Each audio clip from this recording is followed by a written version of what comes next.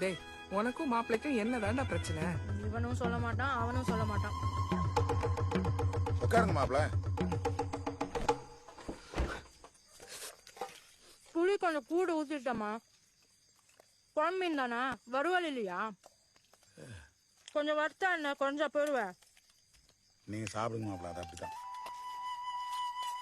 என்ன மாப்பிள பெருத்த யோசனை? சாப்பிடுங்க. மாமா, நீங்கள் இந்த மாதிரி உங்கள் மாமனார் வீட்டுக்கு போகிறீங்க.